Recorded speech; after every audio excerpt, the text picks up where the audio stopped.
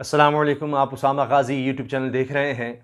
आप सबको यकीनन याद होगा कायद-ए-आज़म रहमतुल्लाह अलैह के मज़ार की जिस तरह से बेहुरमती हुई थी और कैप्टन टायर्ड सफदर अवान जिस तरह से वहाँ नारेबाजी करते रहे और अंदर तक गए और जो कुछ भी हुआ, और उसके बाद जिस तरह से एक स्पिन नज़र आया, एक बिल्कुल ही और तरफ बात को घुमा दिया गया कि जी ये कैप्टन टायर्ड सफदर अवान के ख़िलाफ़ मुकदमा दर्ज करने के लिए आईजी सिंध को अगवा किया गया था और फिर आर्मी चीफ से मुतालबा किया था बिलावल भुट्टो जरदारी ने कि इस पर एक्शन लिया जाए, और फिर आर्मी चीफ ने यकीन दिलाया था बिलावल भुट्टो जरदारी को, और उसके बाद आपने देखा कि आर्मी चीफ ने उस पर एक्शन भी लिया था और दो जो इसमें अफसरान थे उनके खिलाफ एक्शन भी हुआ था। बहरहाल ये कहा गया था कि उन्होंने जज्बात में आकर ये दबाव डाला आईजी पर कि वो ये मुकदमा दर्ज करें। ये सारी कहानी थी। अब आर्मी ने तो उस पर एक्शन ले लिया और मैं समझता हूं कि वो दो लोग जो थे वो हीरो थे। किस तरह से, अब ये बात साबित भी हो रही है, मैं आपको बता रहा हूं। अभी हुआ ये है कि आईजी सिंध का जो मामला था कि जी उनको अगवा किया गया है, वो सब ड्रामा साबित हो रहा है। वो इस तरह से कि वज़ीर आला सिंध मुराद अली शाह साहब के पास वो रिपोर्ट आई, और रिपोर्ट किसने तैयार की? सिंध हुकूमत ने। आर्मी चीफ की तरफ से, आर्मी की तरफ से जो वादा किया गया वो पूरा कर दिया गया और उन्होंने वक्त पर रिपोर्ट भी तैयार कर ली, एक्शन भी ले लिया। दूसरी तरफ सिंध हुकूमत ने कहा था कि हम अपनी भी रिपोर्ट तैयार करेंगे और इस हवाले से ये टास्क सौंपा गया, और इनके अपने लोग थे, अपनी हुकूमत, सिंध हुकूमत पाकिस्तान पीपल्स पार्टी की अपने लोग, और इस पर नून लीग बड़ी खुश थी। मियां नवाज शरीफ साहब चाहते थे कि ये वाली रिपोर्ट सामने आए, और उस रिपोर्ट को जो आर्मी की तरफ से आई थी उसको कहा गया रिजेक्टेड नवाज शरीफ की तरफ से, और उन्होंने बदला लेने की कोशिश की कि जो कुछ उन्होंने डॉन लीक्स के बाद किया था उस पर जो एक्शन लिया गया, उस पर उस वक्त DGISPR ने ये ट्वीट किया था रिजेक्टेड, तो उन्होंने बदला लेने की कोशिश की। अब उन्होंने आर्मी के एक्शन को तो नवाज शरीफ साहब ने रिजेक्टेड कहा, या जो रिपोर्ट आई आर्मी की तरफ से उस पर रिजेक्टेड कहा कि जी ये असल लोगों को जो पीछे थे या आला तरीन अफसरान थे उनको बचाने के लिए ये छोटे अफसरों के खिलाफ कार्रवाई कर दी गई है, ये नवाज शरीफ ने कहा, और कहा कि जी इसको तो हम रिजेक्ट करते हैं। लेकिन बिलावल भुट्टो जरदारी साहब ने, पाकिस्तान पीपल्स पार्टी ने, सिंध हुकूमत ने आर्मी की तरफ से जो रिपोर्ट आई थी उसको सराहा था।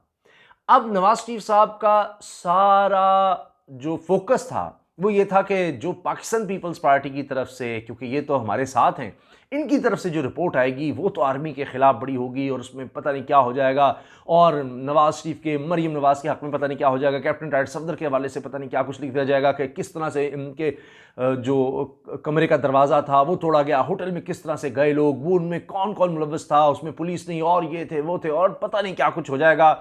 लेकिन शिकारी खुद शिकार हो गया, और इस तरह से ये बात खुली है कि वो जो रिपोर्ट सिंध हुकूमत ने तैयार की, पाकिस्तान पीपल्स पार्टी की गवर्नमेंट ने खुद तैयार करवाई अपनी मर्जी से, अपनी मर्जी के लोगों से, वो रिपोर्ट भी ऐसी है कि वज़ीर आला सिंध मुराद अली शाह साहब ने काबीना में, सिंध काबीना में वो रिपोर्ट पढ़ने तक नहीं दी और अपने पास दबा कर रख ली, बस किसी को पढ़ने भी नहीं दी, सामने भी नहीं आने दी, और उसके बाद भी काबीना के अरकान को यानी हवा तक नहीं लगने दी उस रिपोर्ट के बारे में। ऐसा क्या है उस रिपोर्ट में कि सिंध हुकूमती वज़ीर आला सिंधी उसको छुपा रहे हैं, जो कि चाहते थे हर चीज़ ओपन हो जाए, और नवाज शरीफ साहब को तो बड़ा खुश हो जाना चाहिए था उस रिपोर्ट पे। लेकिन आप देखिए कि उसमें साबित हो रहा है कि कोई अगवा नहीं हुआ था, आईजी सिंध का कोई अगवा नहीं हुआ था, कोई उनको कनपट्टी पर पिस्तौल रखकर ज़बरदस्ती उनको नहीं लेकर गया था, क्योंकि इसमें ये जो रिपोर्ट आई है इसमें CCTV फुटेज इसमें शामिल हैं, ये आप चेक कर सकते हैं। आईजी सिंध के घर के मुलाजमीन से बात की गई है, उनके पास जो फुटेजेस थी CCTV की आईजी सिंध के घर की वो शामिल हैं। फिर इसमें जो भी मुतलका अफसरान थे, सिवाय उनके कि जिनके खिलाफ एक्शन लिया गया है, वो जो अस्करी इदारों से जिनका ताल्लुक था, दो अफसरान का, उनके अलावा सबके बयानात शामिल हैं। हुकूमत के लोगों के, सिंध हुकूमत के लोगों के बयानात शामिल हैं, हत्ता के जो होटल का मैनेजर है उसके बयानात शामिल हैं, वहां की फुटेज शामिल है। तो ये बात साबित कर रही है कि वो सब ड्रामा साबित हो गया आईजी सिंध के अगवा का, कि उन्हें कोई जबरदस्ती लेकर गया था और पता नहीं क्या उनके साथ किया था। और जिसके बाद कहा गया जी कि जी सारे जो पुलिस के आला अफसरान हैं वो छुट्टी पर जा रहे हैं। उसमें ये भी चीज़ है कि ये एक जैसा ही छुट्टी का लेटर, दरखास्त, ये सारी एक जैसी किस तरह थी, कहाँ छपी, क्या हुआ, उसमें सब एक्सपोज हो रहे थे। और देखिए कि क्या इसमें वो चीज़ें शामिल नहीं कि जी किस तरह कैप्टन टाइड सफदर अवान के खिलाफ मुकदमा ही नहीं दर्ज होने दिया गया। और जब ये कहा, पीपल्स पार्टी के अपने लोगों ने कहा ये जो काम हुआ है गलत हुआ है, दिन दिहाड़े हुआ है, कायद आज़म रहमतुल्लाह अलैह बाबा कौम की के मज़ार की बेहुरमती हुई है, कभी पाकिस्तान की तारीख में ना कोई सोच सकता था कि ऐसा वाक़या पाकिस्तान की तारीख में होगा, वो किया गया और उसके बाद मुकदमा दर्ज नहीं होने दिया गया। तो ये अब सिंध हुकूमत पर भी सवाल है, पाकिस्तान पीपल्स पार्टी पे, कि अब तक आपने क्या किया। ये रिपोर्ट भी आप ले आए, मंजर आम पर नहीं लाने दी, दबा दी। इसमें यह सवाल भी तो होने चाहिए इस रिपोर्ट के अंदर कि क्यों मुकदमा दर्ज नहीं हो सका, जब सबके सामने वो फुटेज भी सबके सामने है। और अब यह भी साबित होता है कि चूंकि इसमें होटल की फुटेजेस भी हैं और मैनेजर का बयान भी है कि वो सब ड्रामा कि जी वो दरवाज़ा तोड़ा गया और ज़बरदस्ती कैप्टन टायर्ड सफदर अवान को घसीटा गया, जैसे वहाँ से पता नहीं पकड़ के और किस तरह ले जाया गया, वो सब भी गलत साबित हो रहा है। तो वो अब रिपोर्ट सारी दबा ली गई है। तो मैं समझता हूँ कि हमें होश के नाखून लेने चाहिए। वो लोग जिनके बारे में खुद आर्मी की रिपोर्ट ये कह रही है कि उन्होंने जज्बात में आकर ज़रूरत से ज़्यादा सख्ती दिखा दी या जज्बात की रौ में आकर ये काम कर दिया कि आईजी सिंध से ज़बरदस्ती कहा कि जी आप ये मुकदमा दर्ज करें कायद आज़म रहमतुल्लाह अलैह के मज़ार की बेहुरमती का, आप क्यों नहीं दर्ज कर रहे। अब दरखास्तें आ रही हैं पुलिस के पास, लेकिन क्या पुलिस इतनी पोलिटिसाइज है कि जब तक सीएम के ऑर्डर्स नहीं होते, पीपल्स पार्टी के ऑर्डर्स नहीं होते, मुकदमा नहीं दर्ज हो सकता, चाहे कायद आज़म रहमतुल्लाह अलैह के मज़ार की बेहुरमती का ही मामला क्यों ना हो। तो उन लोगों ने जज्बात में अगर ये किया, तो मेरा आप लोगों से सवाल है, प्लीज़ मुझे इसका जवाब ज़रूर दीजिए। मैं आपसे गुजारिश कर रहा हूँ कि क्या उन्होंने गलत किया, यानी कहीं अगर जुल्म हो रहा है तो फिर कि पुलिस अगर कहती है कि जी हम तो नहीं कर रहे कुछ, तो फिर सब हम खामोश हो जाएं, गैरत को सुला दें, बस गहरी नींद सो जाएं कि नहीं नहीं आंखें बंद कर लें, क्या करें। और उन लोगों ने यही कहा ना कि इस पर मुकदमा दर्ज होना चाहिए। जज्बात में तो हर कोई जज्बाती था उस वक्त तो पीपल्स पार्टी के लोग भी कह रहे थे कि जी ये बड़ा गलत काम हुआ है। लेकिन बहरहाल लगता यह है कि जी मेहमान जो थे कैप्टन टायर्ड सफदर अवान साहब दामाद आला, तो उनकी इज्जत ज़्यादा बड़ी चीज़ है, शायद शरीफ ख़ानदान की इज्जत ज़्यादा बड़ी चीज़ है। कायद आज़म रहमतुल्लाह अलैह के मज़ार से बढ़कर है सब कुछ। कायद आज़म से खुदा न खास्ता मैं क्या कहूँ कि उनसे भी बढ़कर है शायद इनकी इज़्ज़तें, और कायद आज़म रहमतुल्लाह अलैह के मज़ार की उनकी इज़्ज़त उसके आगे कम पड़ जाती है। तभी तो ये सारा मामला हुआ। तो ये चीज़ सारी एक्सपोज हो गई है और आर्मी के वो अफसरान इसमें सुरखुर नज़र आ रहे हैं। और ये सारा जो ड्रामा था, आईजी सिंध को अगवा किया गया और जो मोहम्मद ज़ुबैर साहब की एक ऑडियो मुबीना तौर पर लीक की गई कि जी ये हुआ है, उनके साथ ज़बरदस्ती उनको अगवा करके ले गए हैं, ये किया वो किया, वो सब गलत और झूठ साबित हो रहा है। और जिसका बड़ा चर्चा हो रहा था, नून लीग जिस पर मियां नवाज शरीफ साहब, मरीम नवाज साहब जिस पर बड़ा इन्हिसार कर रहे थे कि ये रिपोर्ट आएगी तो पता नहीं क्या हो जाएगा, और नवाज शरीफ साहब जो तकरीरें कर रहे हैं उनको तो बहुत ज़्यादा इसमें मवाद मिल जाएगा इसके साथ आर्मी के अफसरान के ख़िलाफ़, आर्मी के ख़िलाफ़, और पता नहीं इसमें आर्मी चीफ और DGISI तक को इन्वॉल्व दिखा दिया जाएगा और बराह रास्त उनके नाम आ जाएंगे और पता नहीं क्या कुछ हो जाएगा और एक तहलका मच जाएगा और हमें बहुत ज़्यादा मटीरियल मिल जाएगा, कमाल हो जाएगा। कुछ भी नहीं हुआ, कुछ भी नहीं।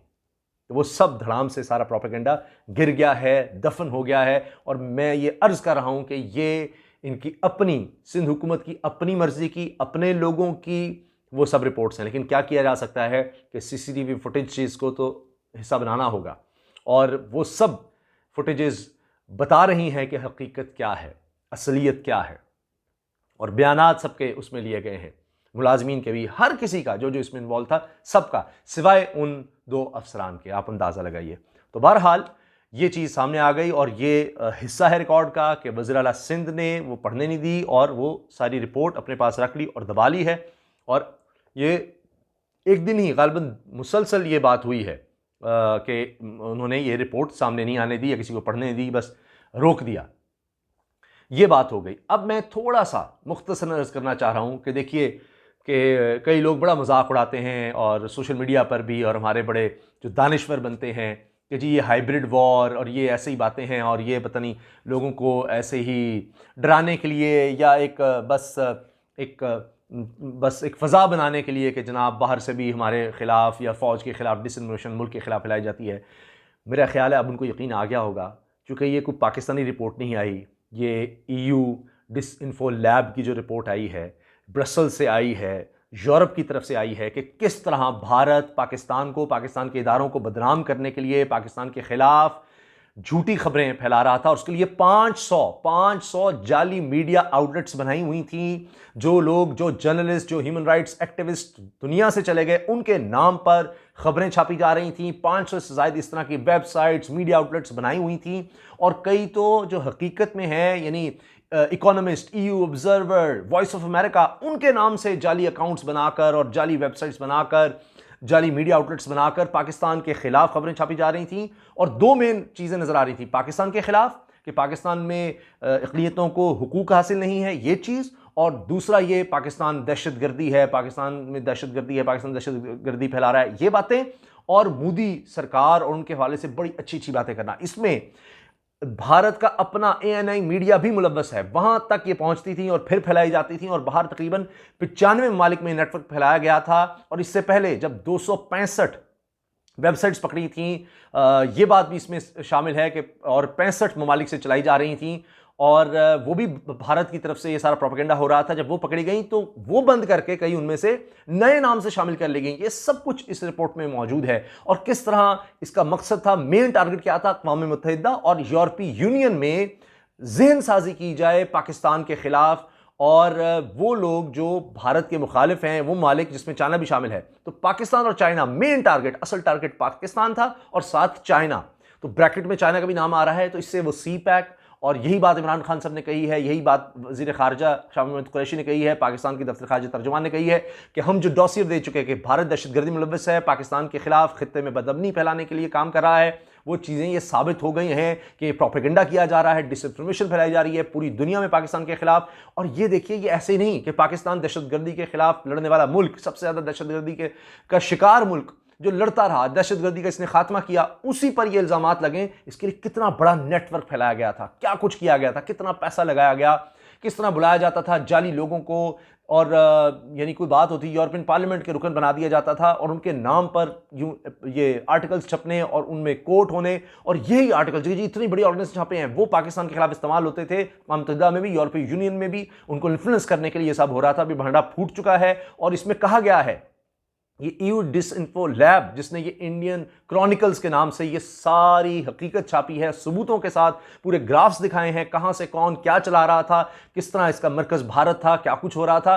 अब वो मुतालबा कर रहे हैं कि इंटरनेशनल ऑर्गेनाइजेशंस को भारत के खिलाफ एक्शन लेना चाहिए। मेरा इस वक्त ये मकसद है ये सारी बात बताने का कि देखिए, वो भी पाकिस्तान पर हमलावर और यहां बैठे लोग भी जो हर तबके से हैं, वो क्या कर रहे हैं, वो भी इस तरह का प्रोपेगेंडा करते हैं कि पाकिस्तान में हुकूक नहीं है, इंसानी हुकूक नहीं है, यहाँ तो जी पकड़ दकड़ हो रही है, यहाँ तो जी ये हो रहा है, वो हो रहा है। वो भी वही काम कर रहे हैं कि यहाँ तो अदालतें उस तरह आज़ाद नहीं हैं, यहाँ तो इदारे उस तरह आज़ाद नहीं है। तो वो भी उनका जैसे आलाकार बन रहे हों। तो पाकिस्तान के ख़िलाफ़ ये साजिश हो रही हैं। और वो एक हमारे दोस्त हैं दानिश, वो कहते हैं जी मुसलसल जंग तो चल ही रही होती है, हर वक्त कहीं ना कहीं कुछ ना कुछ हो रहा है। तो भारत मुसलसल एक जंग पाकिस्तान मुसलत किए हुए है। और पाकिस्तान की तरफ से आपको पता है कि वाज़ेह तौर पर कह दिया गया है कि भारत फिर एक फॉल्स फ्लैग ऑपरेशन की तैयारी कर रहा है। और पाकिस्तान की तमाम अफवाज, बहरी, बर्री और फ़ज़ाई अफवाज पूरी तरह से हाई अलर्ट हैं। अभी आपने देखा LOC पर 2 और शहादतें हुई हैं और उसका मुंह तोड़ जवाब दिया गया है। 2 हमारे जवान शहीद हुए हैं और भारत को भरपूर जवाब दिया गया। रात के अंधेरे में फिर भारत ने हमला किया। तो हमारी इंटेलिजेंस बड़ी ज़बरदस्त जा रही है और भारत इसे बुखलाया हुआ है और पाकिस्तान के खिलाफ मुसलसल प्रोपेगेंडा करने में मसरूफ़ है। और देखिए कि क्या होता है, बाहर से भी हमले और यहाँ पर अंदर से भी इस तरह के हमले किए जाते हैं, डिसइंफॉर्मेशन फैलाई जाती है और कहा जाता है जी IG सिंध को अगवा कर लिया गया, इदारों को, पुलिस और फौज को आपस में लड़ाने की कोशिश की जाती है। तो इन चीज़ों को हमें समझना है। और मुझे उम्मीद है कि ये जिस तरह से अब चीज़ सामने आई है तो यकीनन आप लोग भी सराहेंगे पाकिस्तान को, पाकिस्तान की इंटेलिजेंस एजेंसियों को, कि वो पहले से बात कर रही थी और अब ये बातें बिल्कुल सच साबित हो रही हैं और दुनिया इन चीज़ों को मान रही है। अब ज़रूरत इस बात की है इन पर एक्शन भी लिया जाए। अल्लाह हाफ़िज़। पाकिस्तान जिंदाबाद।